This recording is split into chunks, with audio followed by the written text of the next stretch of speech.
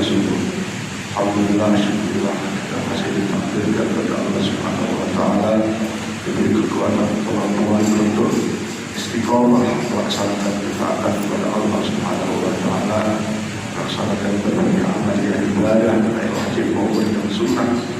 Mudah-mudahan berbagai amal yang ibadah kita diterima oleh Allah Subhanahu Wa Taala, menghantarkan kita mendapatkan rahmat dan ridhonya, dan insyaallah apabila kita menimbulkan kehidupan kita di alam akhirat nanti, insyaallah pada saatnya kita wafat dalam keadaan husnul khatimah dan mendapat syafaat dari Rasulullah Muhammad sallallahu alaihi wasallam di dalam tiada.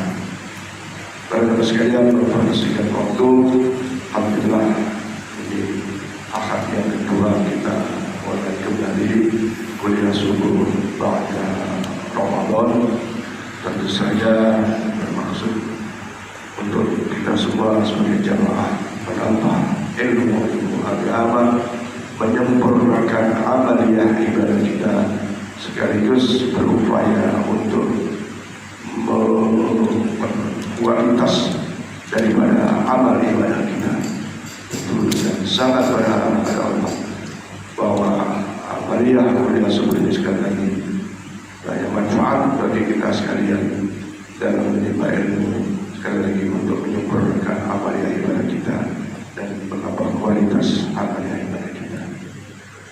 Para jamaah sekalian, pagi ini hadir di tengah kita, di hadapan kita adalah Al-Ustaz Suhaimi MC. Beliau adalah salah satu pimpinan pondok pesantren di Khulafaur Rasyidin, bagian wanita putri, bagian pondok putri. Beliau insyaallah sama dengan Ustaz di pondok. Beliau mahir juga dalam membaca kitab-kitab kuning, dan beliau juga termasuk lulusan dari Mesir, Yaman Pak, dari Yaman. Jadi walaupun tampak masih muda, insyaallah ilmunya banyak. Berapa satu umur? Usianya apa? 30-an, 36, ya, 36 insyaallah. Ilmunya sudah banyak. Termasuk Ustaz Mas Mudi Samsudin itu belum 40 tahun sudah punya pondok, belum punya tahun punya pondok. Nah, ini menyemangati saya dan kita semua, khusus punya anak-anak ini untuk bagaimana memperdalam ilmu agama. Ya, walaupun yang tua juga tidak ada batas untuk menambah ilmu agama. Sekali lagi dalam rangka kesempurnaan kita. Mudah-mudahan apa yang beliau sampaikan banyak manfaatnya, sehingga sekali lagi menambah ilmu bagi kita sekalian, menyemangati ibadah. Apalagi pasca Ramadan ini, masya Allah, di mana-mana kembali kepada semula, ada semangat dalam Ramadan sangat luar biasa. Dan sesungguhnya kita semua memahami bahwa idealnya pada Ramadan itu adalah tazid takwa, tambah ketakwaan kita, bahkan mengamalkan setelah latihan sebulan penuh di bulan Ramadan dari berbagai amal ibadah kita. Saya kira sebagai pengantar demikian, dan Ustaz nanti selesai pada saat syuruk, kita salat syuruk dan mau dikasih waktu sejenak untuk barangkali ada yang ingin ditanyakan tentang hal-hal yang berkaitan dengan amaliyah ibadah kita. Saya katakan untuk itu dengan segala hormat kami persilakan kepada Mukhtar Ustaz Suhaimi yang telah teruskan.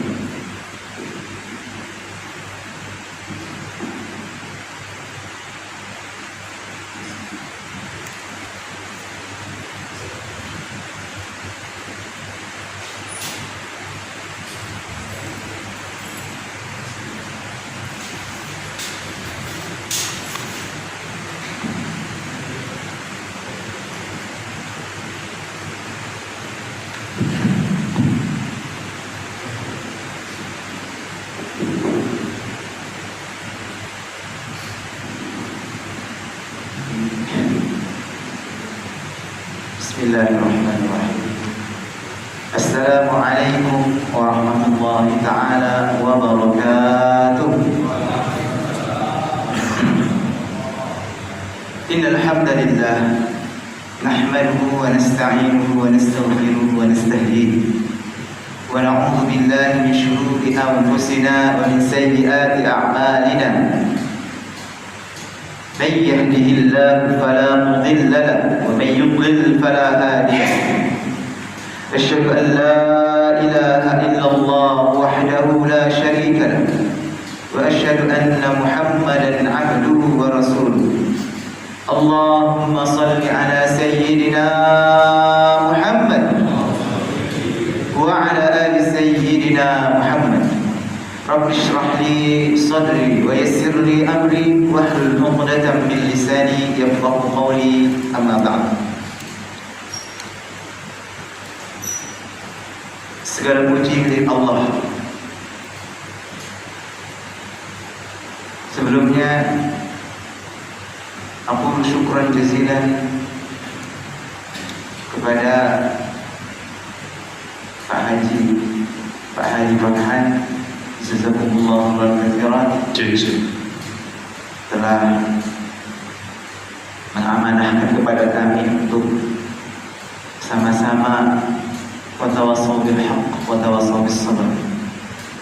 Mudah-mudahan pertemuan ini menjadi pertemuan yang diberkahi oleh Allah Subhanahu wa taala, menjadi asbab nantinya kita dikumpulkan oleh Allah Subhanahu wa taala di surganya nanti insyaallah. Serta jamaah yang dimuliakan oleh Allah Subhanahu wa taala, tidak kata yang pantas keluar dari lisan kita sebagai hamba Allah melainkan ucapan syukur dan alhamdulillah atas anugerah limpahan karunia-Nya yang tak henti-henti Allah kucurkan kepada kita. Maka alangkah meruginya seorang hamba ketika Allah kasih nikmat sehat, ketika Allah kasih nikmat kesempatan, di mana kata Rasulullah SAW, dua nikmat yang sering dilupakan oleh hamba-hamba Allah ini, salah satu adalah nikmat sehat dan nikmat kesempatan. Maka meruginya kita ketika Allah kasih kita nikmat sehat, tapi berat kaki kita untuk melangkahkan ke masjid, berat kaki kita untuk kemudian menghadiri majlis-majlis ilmu, berat kemudian tangan ini untuk kemudian membantu orang lain berbagi dari rezeki-rezeki yang Allah limpahkan kepadanya. Maka hari ini dimuliakan oleh Allah Subhanahu wa taala, maka ucapkanlah, basahilah lisan ini atas anugerah nikmat Allah Subhanahu wa taala ini dengan ucapan alhamdulillah. Tidak cukup itu saja, tapi mengaplikasikan dengan ibadah-ibadah ketaatan kepada Allah Azza wa Jalla. La in syakartum la azidannakum wa la in kafartum inna 'adzabi lasyadid. Salawat dan salam senantiasa tercurah limpahkan kepada junjungan kita, kekasih hati kita, panutan kita, tauladan kita, Nabi Agung, Nabi besar Muhammad sallallahu alaihi wa alihi wasallam. Bapak Ibu yang dimuliakan oleh Allah Subhanahu wa taala, kalau kita membaca sejarah Nabi, begitu luar biasanya perjuangan beliau. Berdarah-darah, merangkak-rangkak beliau membawa panji Islam ini, bahkan harus bertaruhkan nyawa. Tak peduli dilempari dengan batu, bercucuran darah bukan keringat, dilempari dengan kotoran, dizolimi, difitnah, diludahi, tapi tidak bergeser, tak bergerak ke belakang selangkah pun, bahkan terus maju untuk kemudian jadilah agama ini sampai detik ini yang kita rasakan saat ini, nikmat iman dan nikmat Islam dibawa oleh Nabi kita, Nabi besar Muhammad sallallahu alaihi wasallam. Bapak Ibu yang dimuliakan oleh Allah Subhanahu wa taala, alhamdulillah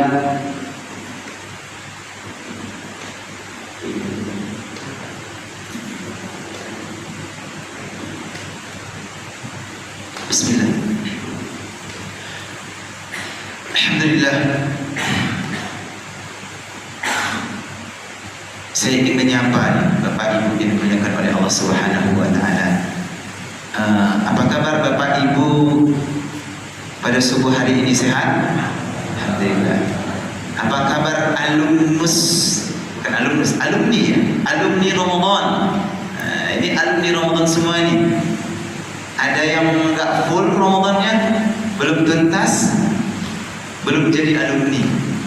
Sebentar lagi, berarti harus dituntaskan dulu, baru menjadi alumni Ramadan. Dan ketika menjadi alumni Ramadan, ada amanah yang berat di situ, yang Allah Subhanahu wa Ta'ala titipkan kepada alumni Ramadan. Pada kesempatan kali ini, insya Allah kita akan membahas bagaimana keistiqomahan kita pasca Ramadan. Bapak Ibu yang dimuliakan oleh Allah Subhanahu wa Ta'ala, Bapak Haji Pekhan, a'azzani Allah wa iyyakum.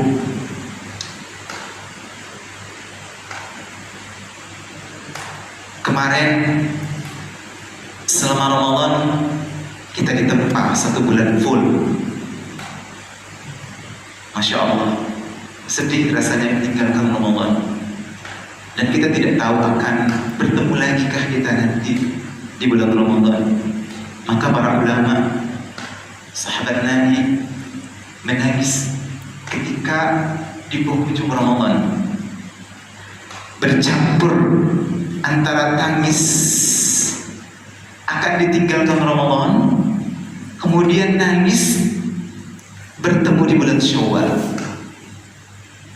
Maka tangisan dari para sahabat dan salafus saleh ini, bahkan dikatakan mereka berdoa ketika memasuki Syawal sampai di 6 bulan berikutnya, Syawal, Dzulqa'dah, Dzulhijjah, Muharram, Safar, Rabiul Awal. Berdoa, ya Allah, Allahumma taqabbal, Allahumma taqabbal Ramadana. Ya Allah, terimalah amal-amal Ramadan kami, ya Allah. Mereka berdoa sampai masuk ke 6 bulan ke Rabiul Awal itu. Saking takutnya mereka, amaliyah di bulan Ramadan itu tak diterima oleh Allah Subhanahu wa Ta'ala.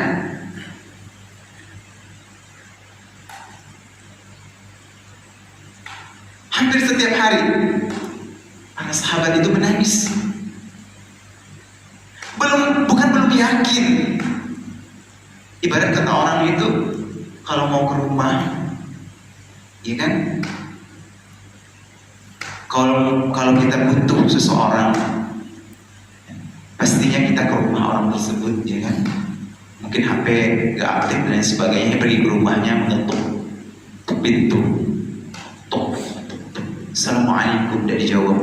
Assalamualaikum, tidak dijawab. Ingin mengutarakan hajatnya mungkin kepada orang tersebut, tidak dijawab. Sampai berkali-kali bahkan menunggu.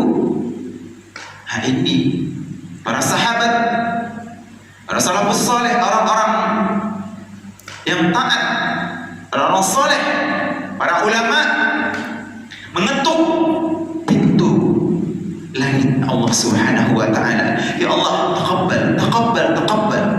Terimalah ya Allah, terimalah. 6 bulan Bapak Ibu yang dimuliakan oleh Allah Subhanahu wa Ta'ala. Takut kalau amal Ramadannya tidak diterima oleh Allah Subhanahu wa Ta'ala.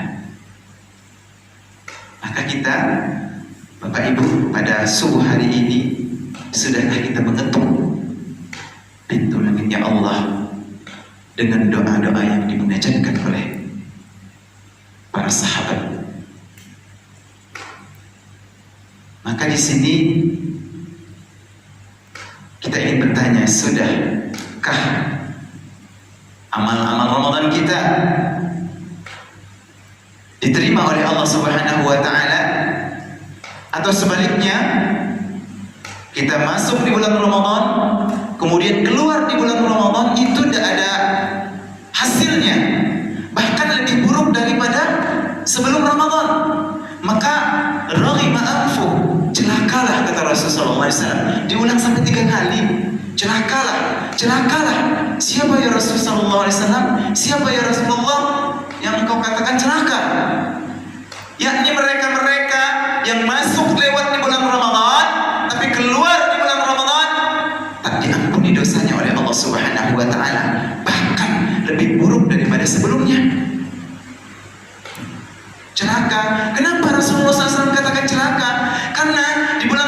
itu adalah bulan yang penuh ampunan. Kalau seandainya di bulan Ramadan tersebut bulan yang penuh rahmat, ampunan dan maghfirah dari Allah Subhanahu wa taala, belum menjadikan seorang hamba terus kemudian menjadi baik keluar dari Ramadan tersebut, maka pantaslah Rasulullah SAW berdoa, celakalah orang yang enggak mau mengambil kesempatan di bulan Ramadan, celakalah orang yang enggak menempa dirinya selama di bulan Ramadan, celakalah orang yang enggak memperbaiki dirinya. Karantina Ramadan itu adalah karantina hati, Bapak Ibu yang dimuliakan oleh Allah Subhanahu wa taala. Maka di bulan Syawal ini kita ingin bertanya, ya, sambil kita membahas apa sih Syawal itu? Kenapa Rasulullah SAW dan para sahabat itu ketika memasuki Syawal itu antara dua, sedih dan bahagia, ya kan? Pertama, Syawal itu setidaknya mempunyai tiga makna. Yang pertama adalah irtafa, meningkat, bertambah, makin bertambah. Maksudnya bagaimana Bapak Ibu yang dimuliakan oleh Allah Subhanahu wa taala? Ketika memasuki bulan Syawal, maka irtafa, apa yang meningkat? Harusnya keimanan kita kepada Allah Subhanahu wa taala itu meningkat. Selama di bulan Ramadan, ya, alhamdulillah 5 waktu salat kita laksanakan, bahkan tepat waktu. Bahkan lebih kerennya lagi di masjid untuk bapak-bapaknya. Rasanya berat sekali untuk tidak sholat di masjid. Rugi sekali, satu waktu pun hilang sia-sia, tidak dimanfaatkan selama Ramadan. Jadi benar-benar luar biasa sekali dilakukan. Irtafa'a, maka ketika masuk bulan Syawal, harusnya kita ini harus irtafa, meningkat kualitas keimanan kita, ketakwaan kita. Yang sebelumnya nggak pernah tahajud jadi tahajud, di bulan Ramadan jadi tahajud, keluar di bulan Ramadan lebih keren lagi tahajudnya. Kemudian selanjutnya, yang sebelumnya, sebelum Ramadan sedekahnya hanya misalnya 10.000, masuk di bulan Ramadan menjadi 100.000, keluar di bulan Ramadan, di bulan Syawal, irtafa, meningkat, bukan turun, tapi malah meningkat. Berarti kalau meningkat itu hasilnya, ya, ritual selama di bulan Ramadan itu tidak celakalah kata Rasulullah, tidak celakalah kata Rasulullah, tapi irtafa, meningkat. Maka introspeksinya adalah diri kita, Bapak Ibu yang dimuliakan oleh Allah Subhanahu wa taala. Kita sendiri yang bisa nih, oh kita kira-kira kita ini termasuk golongan orang-orang yang mana ya? Ya. Irtafa. Kemudian Syawal juga punya makna yang kedua. Makna yang kedua adalah ibtida'ul khair. Ibtida'ul khair yakni memulai kebaikan. Memulai kebaikan maksudnya bagaimana? Jadi jangan menunda-nunda. Ya, Ramadan kemarin sudah ditempa, maka ketika masuk bulan Syawal, oke, start, mulai kebaikan-kebaikannya. Ya, jangan ditunda-tunda, jangan besok. Dan terji'al ayyamul lati madat, tidak akan kembali hari-hari yang telah berlalu. Maka mulailah saat ini juga. Kayaknya nanti aja lah. Enggak, kalau ada hari ini untuk bersedekah, hari inilah masukkan ke kotak amal. Jangan nunggu besok. Kalau hari ini bisa menunaikan sholat duha, tunaikan hari ini. Jangan nanti. Kalau misalnya hari ini bisa menghadiri majelis ilmu, hadirilah hari ini. Jangan nunda besok. Karena berapa banyak orang-orang yang menunda esok hari, tidak sempat ikut amal esok hari, karena sudah dicabut oleh Allah Subhanahu wa taala nyawanya. Maka tidak ada yang bisa mengetahui kapan nyawanya diambil oleh Allah Subhanahu wa taala. Maka mulai ibtida'ul khair, mulai saat ini juga, tak menunda nanti. Kemudian yang ketiga, Syawal juga mempunyai makna al-istimrar, al-istiqamah. Di sini pentingnya Bapak Ibu yang dimuliakan oleh Allah Subhanahu wa taala. Al-istiqamatu khairum min alfi karamah. Istiqomah itu lebih baik daripada 1000 karamah. Maka kita perhatikan orang-orang yang istiqomah dalam taatnya itu begitu berat sekali. Dan Bapak Ibu yang dimuliakan oleh Allah Subhanahu wa taala, beratnya itu di awal-awal aja. Tapi kalau sudah dijalani lama-lama akan ketagihan. Maka orang-orang yang sering melakukan sholat tahajud, yang sudah istiqomah konsisten dengan sholat tahajudnya, sekali aja ketinggalan itu menangis. Tapi orang yang nggak pernah sholat tahajud untuk bangun itu beratnya luar biasa. Kayak ada batu ya di matanya, itu berat sekali. Orang-orang yang punya harta banyak, ya, kalau dalam kacamata kita, ya, yang kita punya harta sedikit ini misalnya Pak Haji, ya, kadang-kadang kita kayak bertanya-tanya, kok orang itu susah banget ya berbagi rezeki dengan orang lain. Toh ada orang lain yang ada tuh di situ, orang lain yang mungkin hartanya lebih sedikit dari dia, tapi gemar banget berbagi dengan orang lain, bahkan rela dianya tidak menikmati itu demi untuk orang lain. Kadang ada pertanyaan-pertanyaan seperti itu. Kenapa seperti itu? Karena dia tidak memulai. Kalau dia memulai, memaksakan dirinya, memaksakan diri dalam ketaatan, memang berat. Tapi ketika sudah memulai, insya Allah akan ringan dan mudah. Akan ketagihan dan kecanduan. Sama halnya dengan orang yang bermaksiat. Jangan coba-coba bermaksiat. Maka ketika kami ceramah kepada para remaja, jangan coba-coba untuk bermaksiat. Maka anak-anak remaja di umuran 15, 16, 17 itu masa ingin mencoba. Yang sebelumnya taat, nggak pernah melakukan hal itu, nggak pernah merokok, nggak pernah minum khamar, nggak pernah berpacaran dan lain sebagainya, ingin mencoba karena baper melihat yang lainnya pacaran, coba. Akhirnya kebablasan, tidak hanya pacaran, bahkan lebih daripada itu. Sama halnya dengan maksiat, Bapak Ibu yang dimuliakan oleh Allah Subhanahu wa taala. Jangan pernah mencoba. Maka di saat galau, di saat gundah gulana, di saat hati ini rapuh, maka mendekat ke Allah. Kata Hakim, ketika maksiat datang tuh lari. Astagfirullahaladzim, jangan menyendiri. Membaur dengan banyak orang, hadir dekat dengan orang-orang soleh. Circle itu penting sekali. Lingkungan yang baik itu sangat penting, sangat penting. Maka kata Rasulullah SAW, kalau kau ingin melihat akhlak seseorang, maka lihatlah dengan siapa ia berteman, dengan siapa ia bergaul, lingkungannya seperti apa. Maka kata para sahabat, ya Rasulullah, kenapa ya iman kami ini turun-turun, naik turun, naik, yazdad wa yanqus, yazdad wa yanqus, naik turun, naik turun. Ketika kami berada dekat engkau ya Rasulullah, nah iman kami ini irtafa, tinggi. Tapi ketika kami berpisah dengan engkau ya Rasulullah, mulai down. Kata Rasulullah SAW, iman itu sa'adan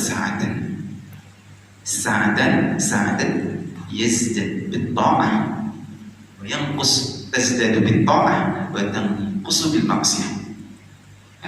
Bertambah dengan ketaatan, kemudian berkurang iman itu dengan kemaksiatan. Maka ketika seseorang ingin mencoba melakukan maksiat yang awalnya dia jijik dengan maksiat tersebut, dia yang mencoba, ketagihan, maka sulit untuk melepasnya. Sama halnya dengan orang yang riba. Tahu hukumnya riba, sudah terjerat ngeribat dan mengingkari riba, tahu tuh hukumnya riba nggak boleh, haram dan lain sebagainya. Tapi karena sudah terjerat dengan riba, yatakhabbathu syaitanu minal mas. Susah untuk lari dari riba itu, padahal tahu hukumnya, padahal tahu apa ancaman-ancaman dan pelaku-pelaku riba tersebut. Berat.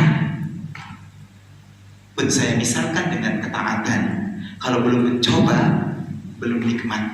Tapi kalau sudah mencoba sekali, akan nikmat terus.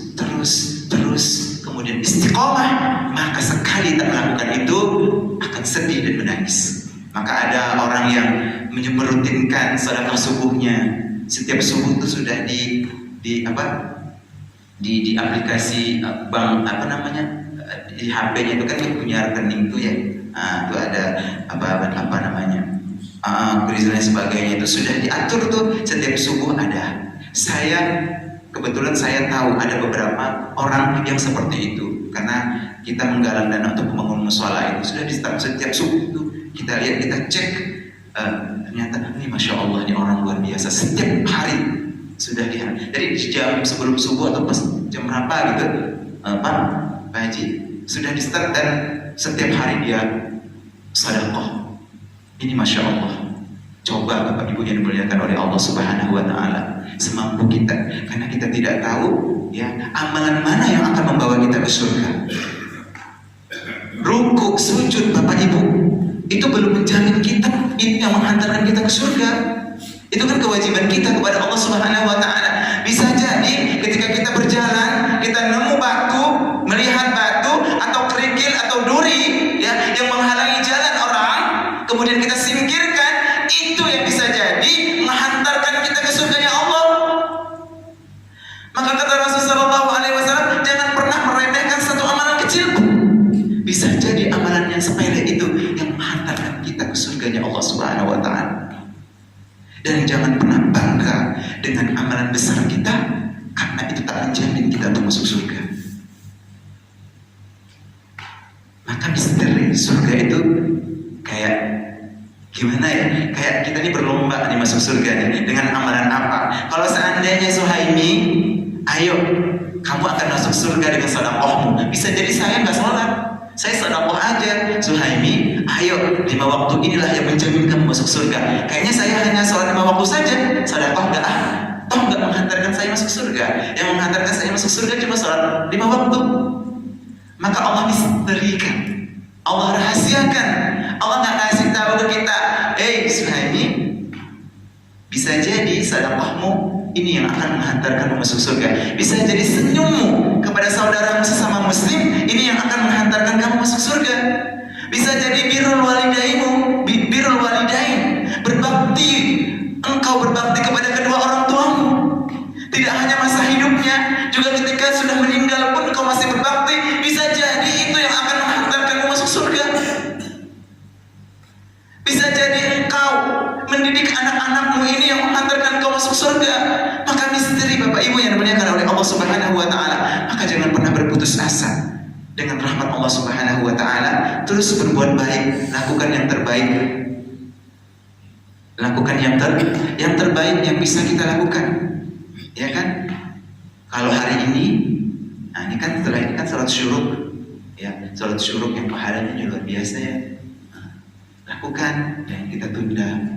Ada ibu-ibu yang rela waktu itu, Pak, kita bertemu sama wali santri itu, masya Allah saya terkagum-kagum. Kebetulan saya waktu itu jaga PSB, ya, penerimaan santri baru.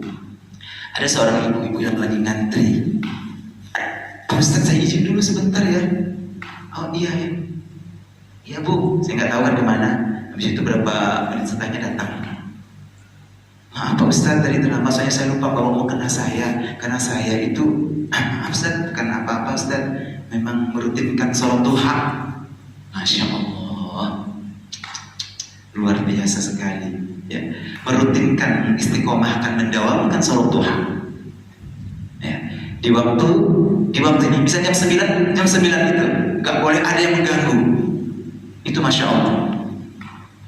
Maka saya juga kaget juga ada seorang teman ya, ketika saya kuliah dulu ya, saya butuh banget sama dia. Ada waktu di mana dia nggak boleh diganggu. Habis sholat itu ada rutinitas dia murojaah Quran. Digimanakan pun nggak akan dijawab sama dia. Assalamualaikum akhi, aku nggak boleh diganggu. Jadi pada sholat sampai sekian menit itu waktu dia untuk baca Quran. Kecuali kondisi-kondisi yang mengharuskannya uzur untuk dialihkan ke waktu sekian. Maka Masya Allah, ini orang-orang yang luar biasa sekali. Bapak yang dimuliakan oleh Allah Subhanahu wa Ta'ala, kita ini sedang menuju ke surga Allah Subhanahu wa Ta'ala, sedang melangkah ya. Maka setiap nafas yang keluar ini, setiap ayunan tangan dan langkah kaki ini sebenarnya adalah langkah menuju maut dan penentu ya, kita di dunia ini mau surga atau neraka. Kita sedang berjalan di situ. Hanya dua, hanya surga dan neraka. Itu dua aja, nggak ada yang lainnya. Itu pilihan ada di kita. Kalau kita mau ke surga, maka segeralah wastabiqul khairat. Kemudian ya ayyuhalladzina amanu tubu ilallahi taubatan nasuha. Bertaubat secara benar-benar murni, bukan tobat sambal. Hari ini maksiat, besok sengaja ingin maksiat lagi, gitu kan? Asa rabbukum an yukaffira ankum sayyi'atikum. Mudah-mudahan Allah Subhanahu wa taala menghapuskan dosa-dosamu. Wa yudkhilakum jannat. Kemudian setelah Allah hapuskan, Allah masukkan ke surganya. Ini impian setiap orang yang beriman untuk masuk surga. Tajri min tahtihal anhar. Di bawahnya mengalir air-air yang Masya Allah. Maka kata para penghuni neraka, ya Allah, aku mau seperti bulan bin bulan di surga. Sakit-sakitnya neraka itu mereka itu bersaing keluar. Kata Rasulullah SAW suatu ketika, ya, ini mereka para penghuni neraka ini kan neraka tuh dalam banget, dalam banget. Jadi ada yang ingin keluar tuh tak bisa, menjerit-jerit, saking nikmatnya ahli surga itu, para penghuni surga itu, ya. Maka mereka ini, Allah. Maka jangan pernah berharap untuk masuk neraka, na'udzubillah. Suatu ketika Rasulullah SAW duduk dengan para sahabat, tiba-tiba terdengar bunyi dentuman. Bertanyalah sahabat, ya Rasulullah, bunyi apa tadi? Kata Rasulullah SAW, tadi itu mau tahu sahabatku, sungguh itu adalah batu yang dilemparkan ke jurang neraka. Udah sekian